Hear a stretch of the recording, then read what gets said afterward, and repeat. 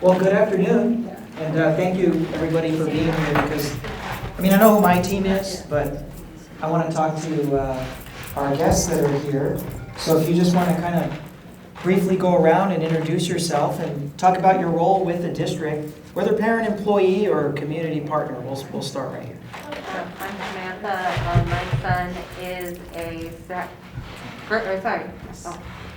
Hi, I'm Samantha. My son is a first grader at TUSD, and I'm just here as a parent. Great. Well, welcome. And where does your son go to school? He goes to Cadet.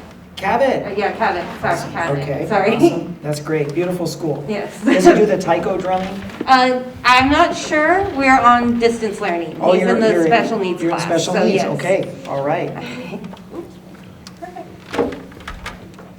I'm Dolores Kavira, full-time sub, advocate for subs. And for the district. And for the district. Absolutely. Hi, everyone. I'm Kathy Comstock. I'm the interim regional assistant superintendent for the Arcadia region, Region 4. Good to see everyone tonight.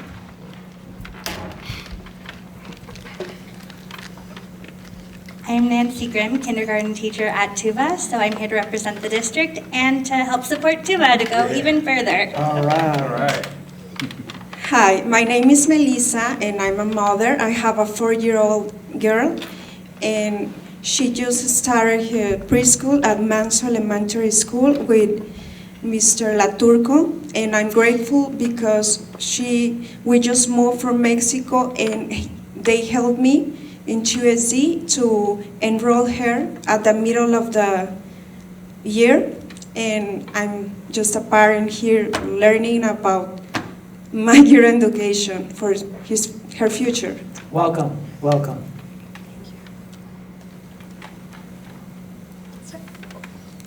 I'm Henry and I'm a parent. This is Eric, my son. Welcome. Welcome, Henry.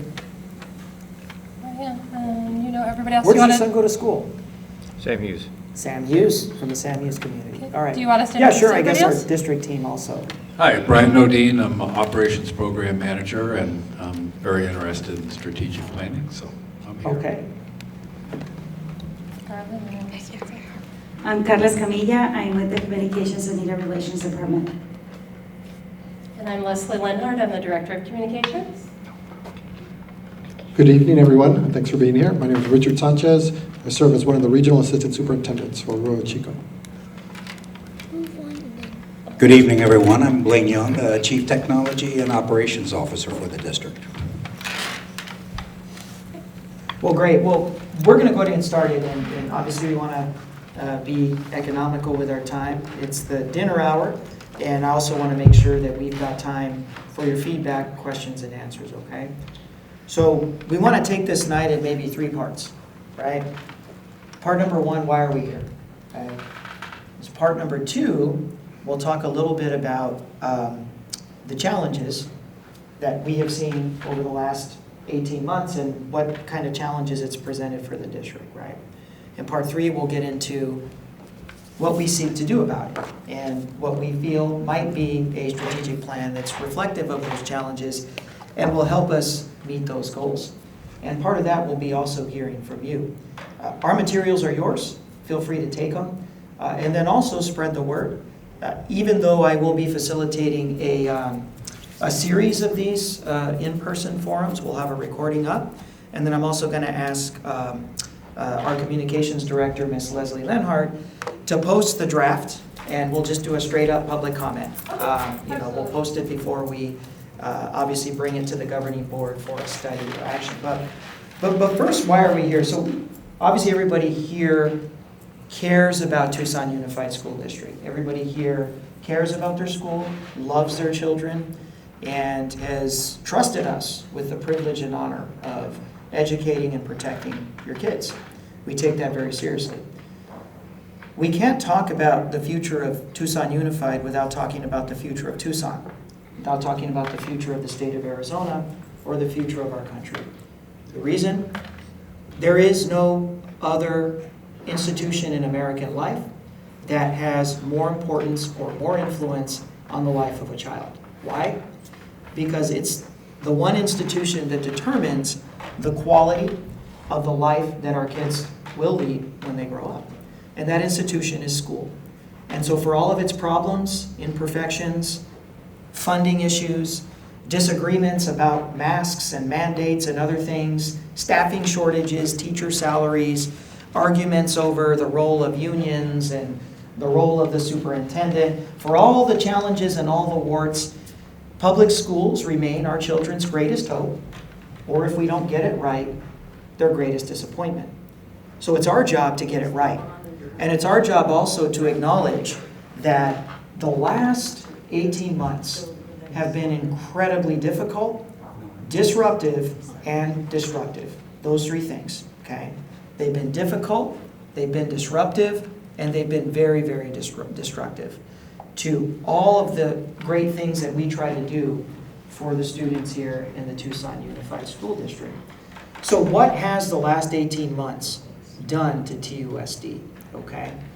What it's done is it's presented 4 very, very formidable challenges that stand in the way of the transformational work that we need to do for your kids, okay?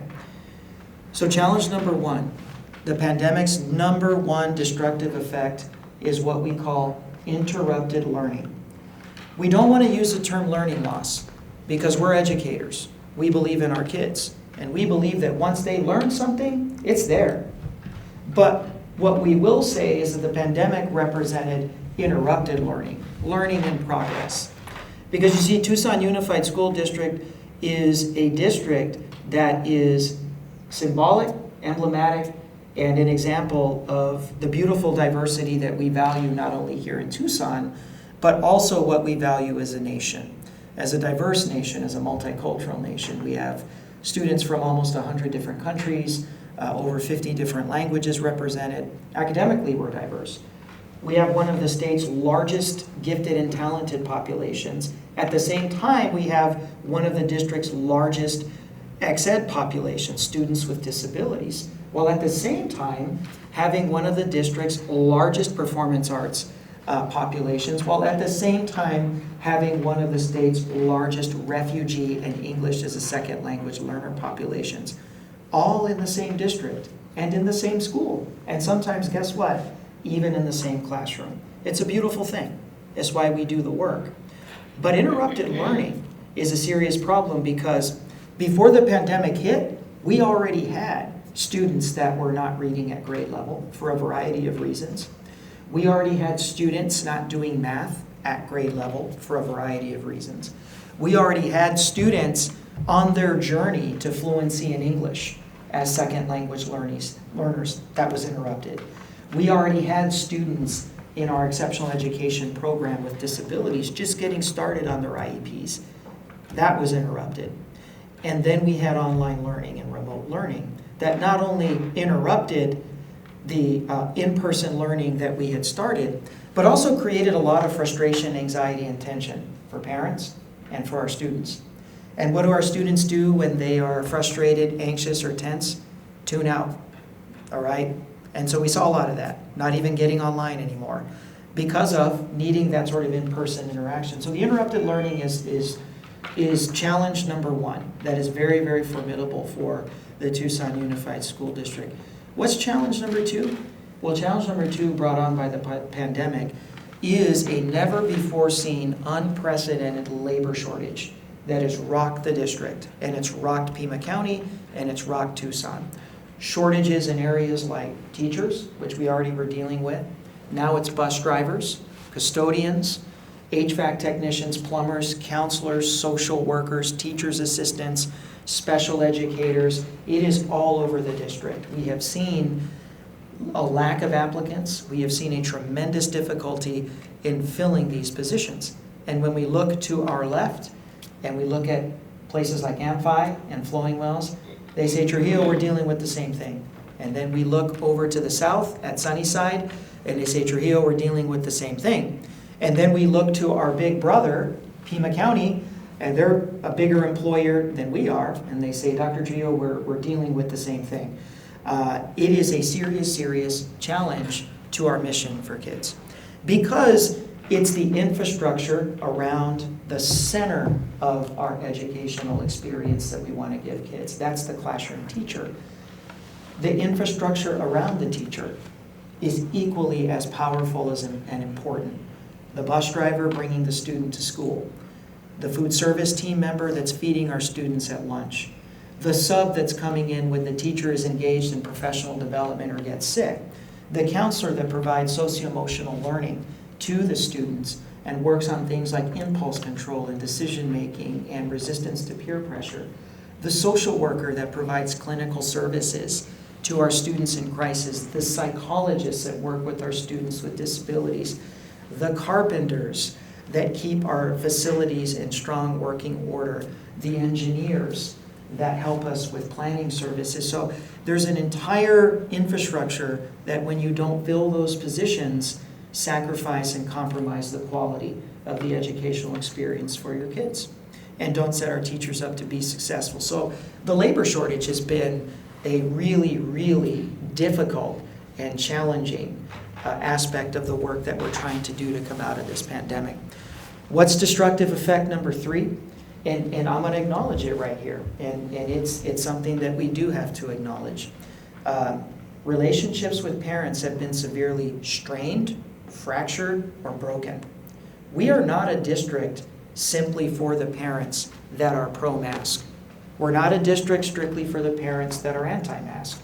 We're not a district for parents that are receptive to taking the vaccine. We're not a district that's solely focused on supporting families that don't want to take the vaccine. We're a district for all of them, everybody.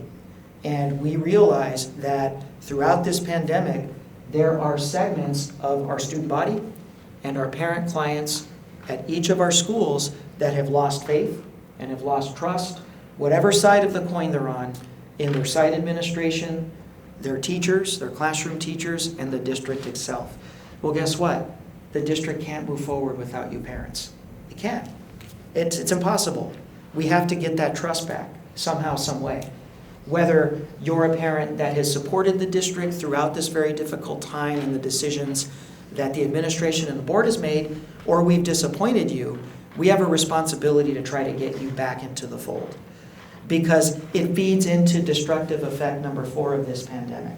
That somehow, some way, educating kids has become a politically partisan issue.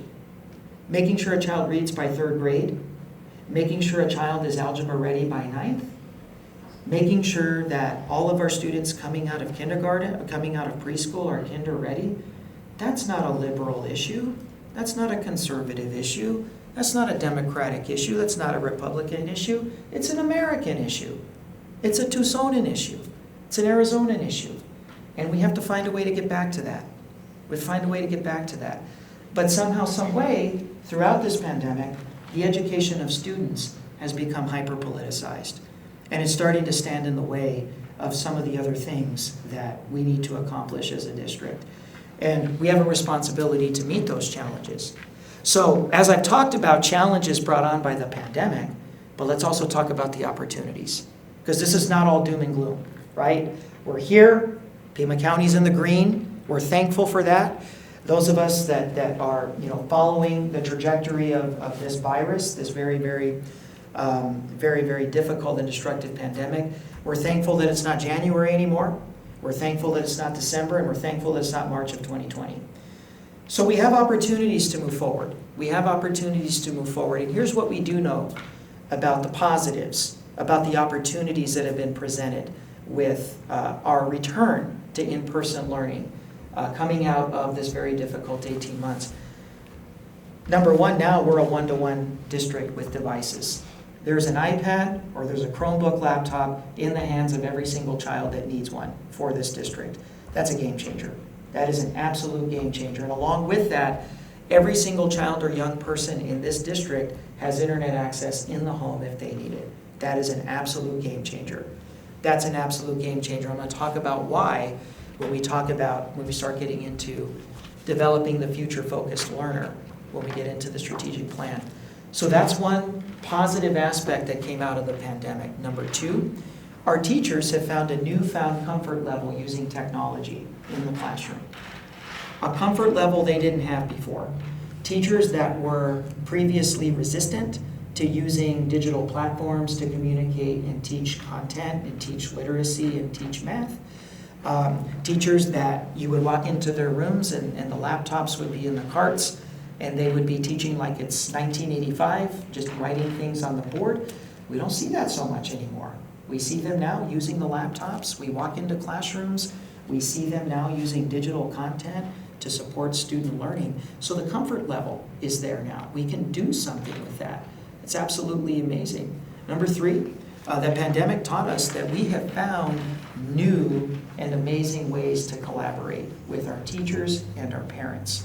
Through all kinds of different digital platforms now, we don't have to be in the same place and time to share ideas, to get your feedback about a tardy policy or a dress code policy or a proposal for salary and compensation if you're an employee or any one of our policies. We have now discovered a variety of ways to communicate, to share ideas, and we've also discovered new ways to work and be effective. We discovered that our employees, guess what?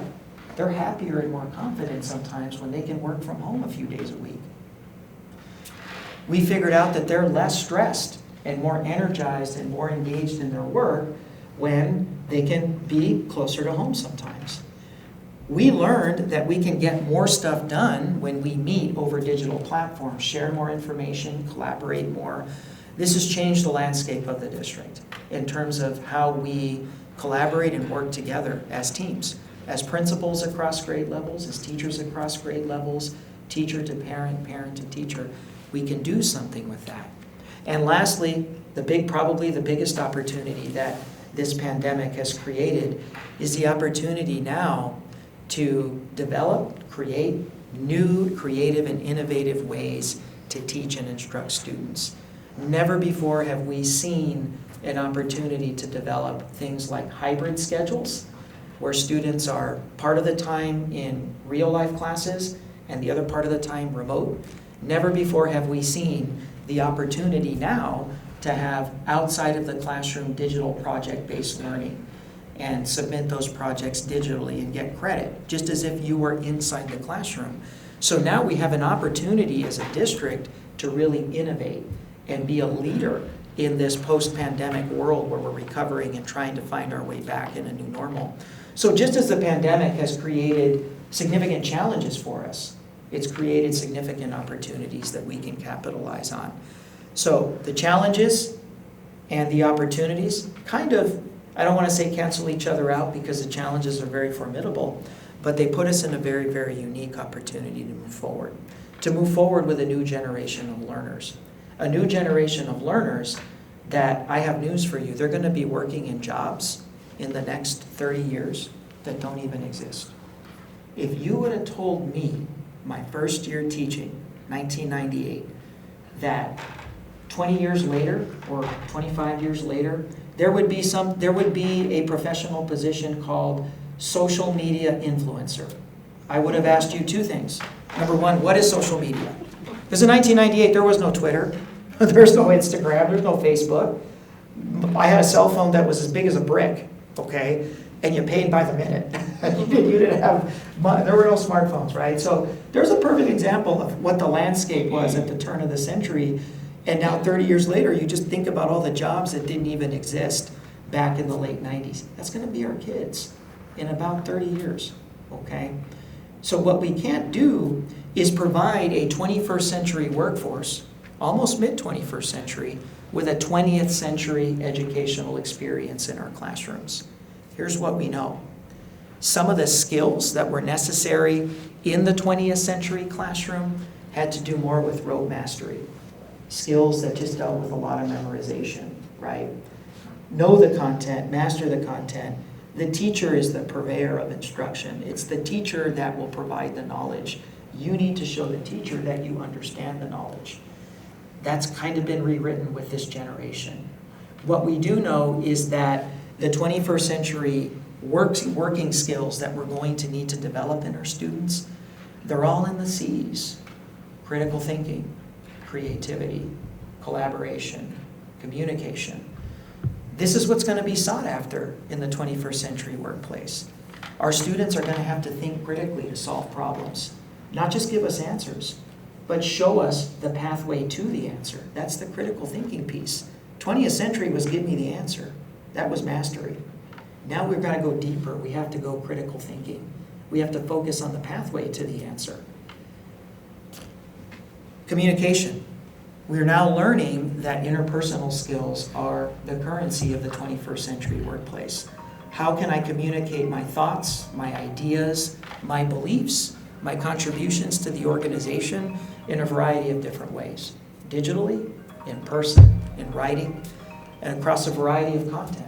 So we have to look at really developing our students' ability to communicate effectively with each other, with authority figures like teachers, administrators, counselors in the workplace, and to have that opportunity inside of the core academic disciplines of math, English language arts, history, and social studies. Collaboration, 21st century skill. How well do we work in teams? That's a tough one for the adults. That's tough for me. Anybody that works on a team knows it's not always perfect. It's not. In the workplace, home, whatever the situation is, the ability to work effectively with others is a huge, huge 21st century workplace skill that we have to develop in our students. And to do all of these things is going to require this district to make a titanic turn. Think about how big the Titanic was, right? And Titanic, you're going to ask the Titanic to turn on a dime, turn right there at the corner, because we have to, as a district, shift towards a style of learning that's called project-based learning. And what project-based learning is learning through critical thinking. It is learning through process. It is learning to solve problems and to show you a product. It's a radically different approach than asking for the answer. I give you the problem and you give me the answer. You need to show me what the problem is, and you need to show me how to solve it, and you need to give me a deliverable. You need to give me a final outcome. It's an entirely different way of teaching. But what we know, because we have a few schools that engage in project-based learning. One is Borton Elementary, systems thinking, project-based learning. I invite any of you to go see the classrooms of Borton and see what I'm talking about. Maribel McCorkle Academy of Excellence, Katie, another wonderful example of project-based learning. But what we know is through project-based learning, students get to think critically, they get to be creative, they get to connect with others, they can communicate, and they have to collaborate because they work in teams. But it's going to require a titanic shift because we have a majority of our teacher workforce that we need to train, develop, provide ongoing professional development to, so they understand the new style of learning in the classrooms that the students represent, and this mode of delivery that's going to best help and develop these 21st century skills and job requirements, I think, eventually. And that's going to require change. And sometimes in an organization, this like change isn't easy. It's going to require a lot of professional development and training. It's not going to be easy. And of course, it's going to require this, right? Because it's hard to do project-based learning in a classroom where the desks are in rows. And we haven't updated the furniture, we haven't provided the teacher the type of collaborative resources that they need in the classroom to be able to facilitate projects and teams. So we know that we have to do this. We know that we have to develop project-based learning. We also know that we have to dramatically expand music education in this district. We know that music, more than anything else, number one, brings communities together, which when I talk about fractured relationships, I can tell you what everybody has in common, wanting to see kids be successful, especially performing. So the parents, the teachers, the school board that may disagree from time to time, guess what nobody disagrees on? Children performing, music education. There is no other discipline other than music that can stimulate the right side of the brain and the left, the analytical and the creative. And we know, what we know about students that participate in music is they have better academic outcomes, especially in reading, writing, and math. They're more connected to school, and their attendance is markedly better than students that are not exposed to music education. We also know that we have to dramatically expand career and technical education opportunities for our students. We know that one of the formulas to America's success is a strong economy that flourishes year after year. We know that our students are going to be future employers. Some of them are going to go start businesses, and others are going to fill unique and very much in-demand needed positions in the blue-collar market. America's always going to need framers. They're always going to need sheet metal masters, always going to need welding masters, always going to need masters in the culinary arts. We need to expand access to these opportunities for students, because we also have to come to terms with the understanding that though we may want it very, very badly, not every student aspires to go to college or the university. And that's not a bad thing. And those kids should not be knocked for that. We have a responsibility to engage them in another way, to find what they're passionate about. So we have to dramatically expand the career and technical education path for kids, for Tucson, for the future of this economy. It's very, very important for those students that want a school to workforce pipeline. We have to take on this teacher shortage. That is crucial. At the center of the operation is the classroom teacher. We have to find a way to address not just the salary, but the working conditions. Because what we do know is that salary is important, and it's that old saying, money isn't everything, but try doing anything without it. That's true. You're not going to get to first base without addressing the salary. But in order to take care of second, third, and home, you need to start dealing with working conditions. And one of the most powerful aspects of working conditions is professional development and training. No teacher wakes up in the morning and says, I want to fail at my job. No employee wakes up in the morning and says, I want to fail at my job. Even employees that struggle, or even employees whose heart that truly isn't into the job, don't set out to fail in the morning, okay? It is incumbent upon this organization to provide high quality training and professional development to our teachers and employees that equip them with the skills, the abilities, and the resources that they need to be highly successful in the job.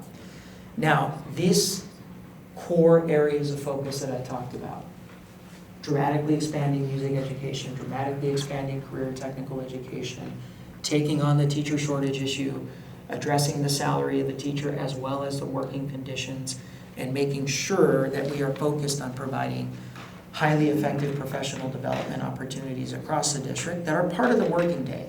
Not something we say you have to come in after school.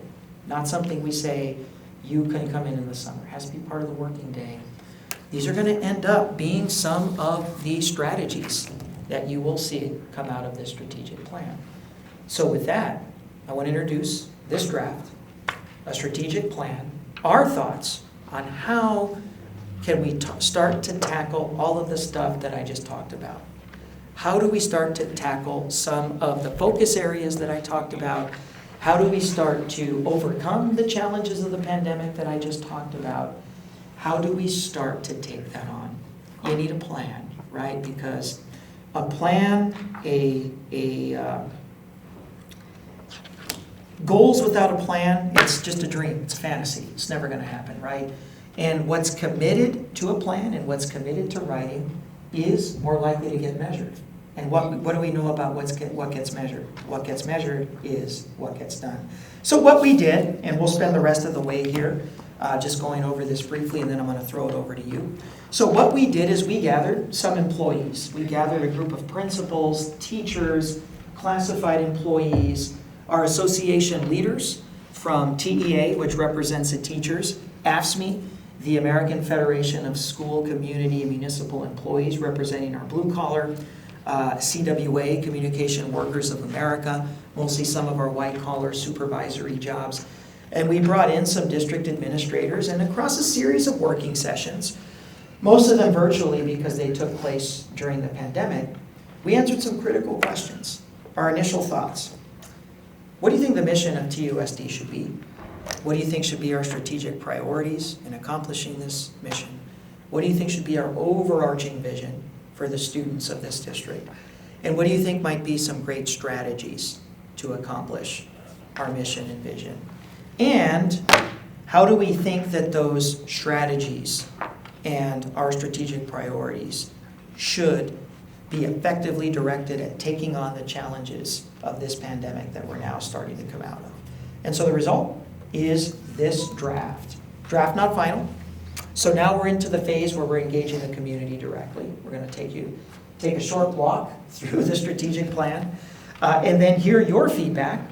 And then once we facilitate these forums, we're going to incorporate your feedback, and then we're going to bring it to the governing board for a study session and let the board chew on it a little bit, and then bring it forward for action so we can have a newly adopted strategic plan and set forth on this course to accomplish some of the goals that I talked about. So we talked about a vision, very simple. We want to inspire a diverse community to connect, learn, innovate, and lead for a better world. We want every single employee in the Tucson Unified School District 100% bought in to two things. Number one, they're changing the life of a child, they're transforming the life of a child or a young person to the end of making the world a better place. And we expect every single young person that graduates from TUSD to in some way, shape, or form contribute to a better society, a better Tucson, a better Arizona, a better America, a better world. Our mission, we want to prepare all students to be very important, responsible, ethical, and engaged global citizens by creating relevant, dynamic, and joyful educational experiences that embrace cultural diversity. That's very, very important. So a couple key phrases in here: relevant, dynamic, joyful. Project-based learning. I'm working in teams, I'm collaborating, I'm connecting, I'm in a vibrant environment. Cultural diversity. In a team, I'm probably, if it's a TUSD classroom, probably not everybody looks like me. It's a beautiful thing about TUSD. When I walk into classrooms, I think I visited 10 schools in the last 2 weeks, and one of the most beautiful thoughts I had everywhere I went, no one kid looks the same when I'm looking at kids in teams. And that's great. That's something that we value here in TUSD, not just ethnically and diversity-wise, right? But also academic classification. When you can see our students with disabilities, with gen ed students, general education students, with gifted and talented students, and then you've got some English as a second language learners in an art class, that's a beautiful thing. That's something that we value. So we wanted to put together value statements and behaviors around our vision and around our mission. So how are we going to demonstrate a commitment to this new vision and this new mission? What are some of the values that we are going to embody through our behaviors, our interactions with the public, with our employees, with our students, how we conduct ourselves, and what kind of values can be found in our policies, in our practices, and in our approach? Excellence, innovation, integrity, but fostering excellence through rigorous, relevant, and diverse educational experiences, innovation, inspiring that creativity and that curiosity that I talked about, especially with our students, because that's a 21st century skill that we know is going to be needed in the 21st century workplace. Integrity, we act with honesty, with respect, to ensure transparency, equity, and accountability in all that we do. And sometimes our district has fallen down. Sometimes individual schools have fallen down with integrity. If you look at the vast history of TUSD, it's one of the oldest districts in the state of Arizona. There are periods in its history where it hasn't always done that well. Diversity. We champion the inclusion of all individuals by nurturing and celebrating their unique gifts and different points of view. This is something that we honestly believe in and we want reflected in everything that we do. And I want to challenge everybody watching not to just think of diversity as ethnic. Yeah, that's there. But TUSD is also a very academically diverse place. And there are very, very significant challenges to creating a sense of urgency around an equal and inclusive place for all in the classroom. A classroom that welcomes students with disabilities, second language learners, general education students, and students that are gifted and talented, that insist on being out of a self-contained environment. We struggle with that. So I want to challenge everybody to push beyond the notion that it's not just diversity ethnically. Yes, it is, but then it's even academically as well. And that's something that we really, really believe in, and that's why you see TUSD, the Tucson Unified School District, compared to a lot of districts, we're a model with an inclusive approach to working with our students with disabilities. We're a model in how we deliver gifted and talented education. You don't see a lot of districts that approach gifted and talented education the way we do in programs called Cluster, where you have gifted and talented students in small groups embedded in a regular education classroom, and where the regular education students get the benefit of the increased rigor of gifted and talented instruction. That's very, very innovative, and you can only really find that type of programming here in TUSD, caring community. We cultivate relationships and a sense of belonging with our diverse community by embracing empathy and shared decision making. We want to be a very, very caring place. We want to be a place where students feel safe, parents feel welcome, parents feel like their voices are heard, and that we're empathetic, and that we understand that times are tough, whether it be economically or otherwise, and we are going to be a refuge. We're going to be a place where kids can get a hot meal. We're going to be a place where families can have access to family resource centers, have access to technology, have access to clothing, anything that they need. But we're also going to be a place that's going to be inclusive of parents and community members when major decisions are made, like whether a school's going to have uniforms, or most recently, whether or not we're going to change bell schedules and have schools start as early as 7:30. Well, we heard from you on that one, so guess what? We backed off of that one real quick, right? So that's an example of making sure that our parents' voices are heard. So excellence, innovation, integrity, diversity, and being a caring community. And we talked about, I expanded upon the goal of future-focused learning. And here you can see what it means to be future-focused. We're focused on relevant learning experiencing, inspiring innovation, collaboration, and it's that critical thinking piece that I talked about. Our strategic goal number 2 is not only to just be focused on the future-focused learning and making sure that our academic content is being mastered, but that also we are embedding socio-emotional learning in everything that we do. We know that our students have been traumatized over the last 18 months. We know that the Tucson Unified School District has a higher proportion of youth on their own or kids coming out of the foster system than just about any other district. And we also know that a vast majority of TUSD students and families struggle with poverty. And so we have a responsibility to make school a safe place, not just physically, but also emotionally. And so committing to a culture and climate for students and families that supports and nurtures relationships and self-awareness, inclusion, and resilience is going to be one of our major strategic goals. And it's going to require this district to commit to a dramatically higher number of counselors and social workers than we have now. And that's going to be a big commitment, but one that we're going to have to make. Equity, diversity, inclusion. So starting to look at the notion that an equity framework for decision-making that results in high-quality learning experiences, promotes integration and diversity, and affirms cultural backgrounds, that is inherent as part of the business of the district, and that is something we do, and it's available to all stakeholders. When we talk about an equity framework for decision-making, we have to talk about a framework that very, very carefully examines the decisions that we make. What are the segments of the district that are going to benefit most from this decision we're about to make? What are the segments of the district that could potentially be hurt by the decision that we make? And how can we welcome parents in on this decision-making process? And not only that, how do we make sure that all segments of TUSD's student body is represented by the parents that we bring in? It's been a challenge for us, okay? That's a growth area for our district because sometimes we get so big and we want to move so quickly, we skip that component. And when you skip that component, sometimes it compromises the level of trust and faith that our employees and our community have for us. Professional growth, we talked about professional growth and the importance of our employees feeling successful, that they have been equipped with the resources that they need to be successful.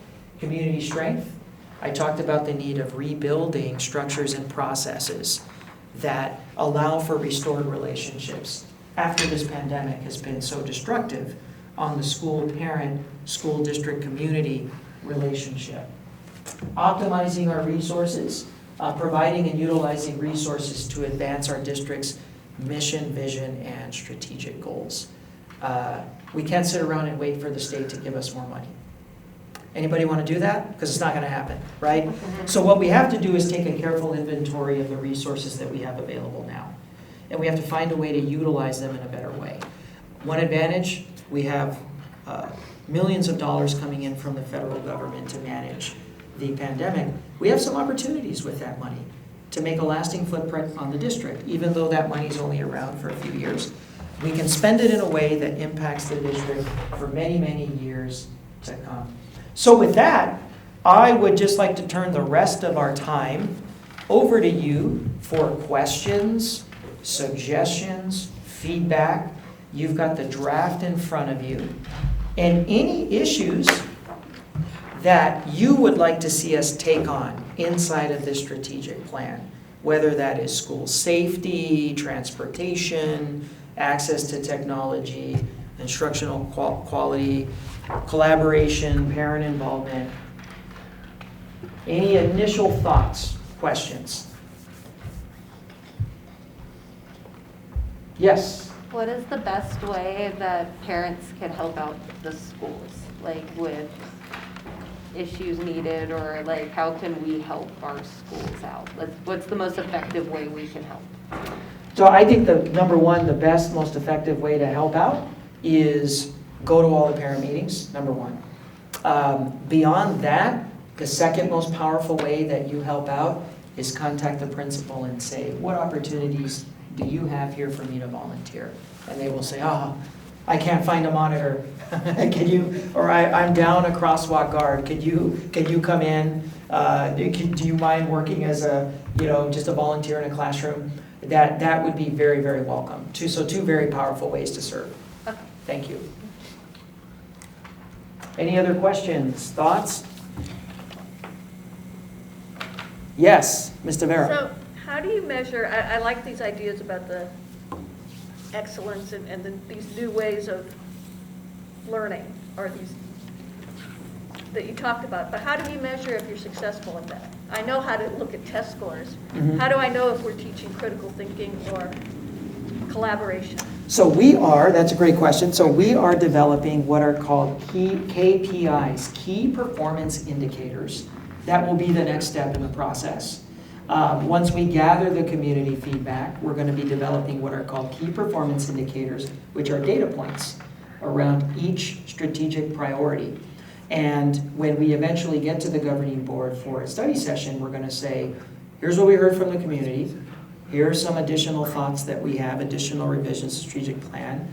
And here's a set of key performance indicators around things like critical thinking, around things like valuing diversity, so that we are metricizing and putting in actual data points that we can look at. When you start to look at things like critical thinking, you can take a look at the extent to which a school's implemented project-based learning. That might be an example. You might look at the number of service learning projects coming out of a particular grade level, if we wanted to set that kind of a goal. So that's something that our committee's going to be working on, is how do you develop these key performance indicators around each one of these strategic priorities? Because as Ms. Tavera said, it's not just one strategic goal. We have to develop metrics, data points on how we're going to measure our success across all these strategic priorities. And then we have to develop a frequency in which we're checking on our own success. Thanks for bringing that one up. Other questions? I've got a long list of comments. I read through your stuff before you started. Okay. And it had lots of flowery words in it. Okay.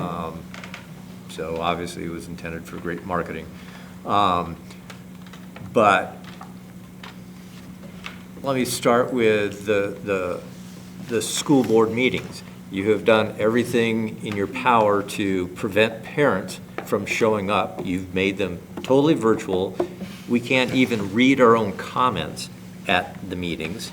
And as far as I can tell, you've done everything possible to exclude any input from the parents, okay? You've done everything in your power to isolate yourself from the parents and to push them off and be as inattentive to them as possible, okay? It is my personal opinion that you and the school board should be arrested tried and put in jail, okay, for what you have done over the last year or so. My personal opinion. And if you'd like, I'll be happy to sit down with you for an hour or two and have a long discussion about all the pieces that are in there. I believe you guys have done a lot of really bad, horrible things. And I look at your marketing literature, and it looks like so much marketing fluff. I really don't see that there's anything real and solid here. It's a marketing presentation. I've run my own business for the last 40 years. So I'm used to dealing with fluffy things for people who are trying to pretend that this is the new great thing. And, you know, in reality, there's nothing behind the fluff. It's all smoke and mirrors. Okay. You've had your platform. I appreciate your feedback. You are one of our parents, and we have a responsibility to work hard to earn your trust. We have lost your trust and faith, but we still appreciate the opportunity that we have to work with you in the Sam Hughes community. Yes. I have been in I was a student at TUSD since '95. I was one of the kids that was in special education. I was left behind a lot. Things started turning around in the 2000s, I'll say, you know, high school and stuff like that in TUSD. And this is my first kid. He's in first grade, and we're doing social distance learning? Yeah, that's what it's called. Yeah, okay, Yeah, sorry. distance, yeah. Social distance learning online. And I can say, like, I am so impressed by all of the services for special needs children that are provided. I was dyslexic and ADHD. I didn't get any of these services that my son has now. My son is deaf and autistic. He has hearing specialists. He has OT, speech, everything coming his way. I am very impressed with the online education that he's receiving from the school. Miss Gilmore from Cabot and Miss Carson are an amazing team, an amazing duo. They help us with Zoom all the time. They keep us informed on everything. And I was coming here to talk more about, can we get into technology, but your plan says you're getting into technology. Yeah, absolutely. So I was going back from what my school was like in 2006. So I am very impressed with, at least I've only done online since the pandemic because my kid's in first grade. So Yeah. we've only done that. But I am very impressed with the online. I was impressed because he was in Tuba first, and then he got moved to the in-school or social distancing. And I was impressed with Tuba, and I was impressed with this, and I am very impressed with where TUSD is going, from where it came from with me in the 90s to now. Appreciate that. So we've got a long way to go. So, well, thank you very much, everybody. Been a wonderful audience. And like I said, we're going to put this online. It'll be up for public comment, similar to what we do with our policies. And we'll be presenting all of the public feedback that we receive to our governing board before it takes any action. So thank you very much, everybody. Have a great night.